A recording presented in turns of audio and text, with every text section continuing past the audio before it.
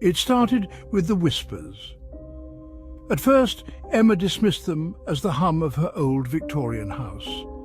It was large and draughty, creaking under the weight of its own history.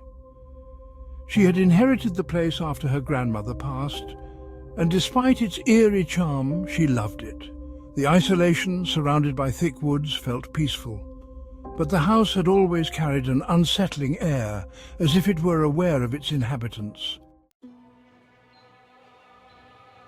The first night it happened, Emma lay in bed, drifting between sleep and wakefulness. She heard the faintest murmur, just on the edge of perception. It was as if someone was standing outside her bedroom door, whispering something too low to understand. She sat up in bed, straining to listen, but the sound stopped. The silence was deafening. "Must be the wind," she muttered, pulling the covers tighter around her. The next night the whispers returned, only this time they were closer, clearer. Emma couldn't make out the words, but it felt like a conversation, like multiple voices, hushed and hurried, just beneath the surface of comprehension. She listened, heart racing, until the voices faded once more. For the next week, the whispers came every night, growing more insistent.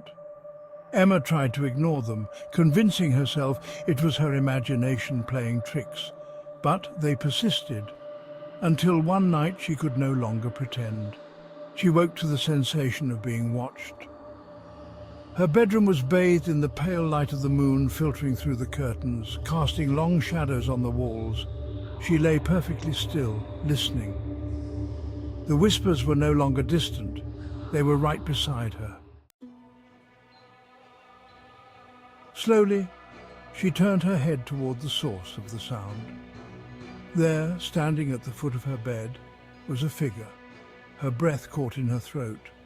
It was a woman, or at least the shape of one, tall, gaunt, her face obscured by long matted hair. Her head was tilted to one side as if studying Emma, and the whispers, they were coming from her, though her lips never moved. Emma tried to scream, but no sound came out. Her body felt frozen, paralyzed by fear. The figure took a step closer, and the air around her grew icy. The whispers grew louder, a cacophony of voices now swirling in Emma's mind, incomprehensible yet maddeningly persistent. She squeezed her eyes shut, willing it to go away. When she opened them again, the figure was gone, but the whispers remained, a soft, mocking chorus. The next day, Emma tore through the house, searching for an explanation. She found none. No hidden speakers, no sign of intruders. Just the old house creaking and groaning in the wind. She considered leaving, selling the place, but something kept her there, a pull she couldn't explain, as if the house wouldn't let her go. That night she prepared herself. She stayed up, waiting, armed with every light in the house turned on. But when midnight came, the lights flickered and died, plunging her into darkness. The whispers returned louder than ever, filling every corner of the room. Emma stood in the middle of the hallway, flashlight trembling in her hand. She felt them all around her, unseen but present, their voices crawling beneath her skin. And then she heard it. A single voice, clear and distinct, rising above the others. Emma, her name spoken in a rasping, broken whisper. She spun around, the beam of her flashlight shaking as she searched for the source. Her heart pounded so violently she could hear it in her ears. Emma! The voice came again, closer this time, and then she saw her. The woman, standing at the end of the hallway, her hair matted, her eyes sunken, skin hanging loosely off her bones. Her mouth moved this time, but the sound was wrong. Too many voices, as if she were not speaking alone.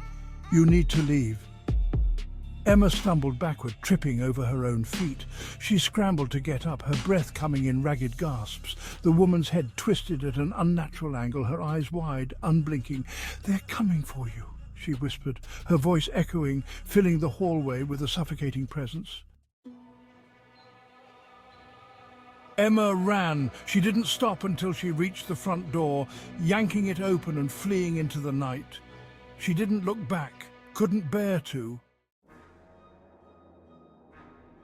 As she reached the edge of the woods, she heard it again.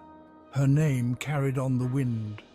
She turned against her better judgment and saw the woman standing on the porch, her figure outlined by the moonlight. But she was not alone. Dozens of shadowy figures stood behind her, their faces hidden in darkness, their whispers filling the night.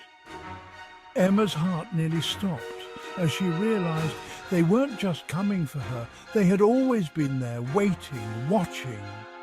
And now they had found her. The whispers never stopped her.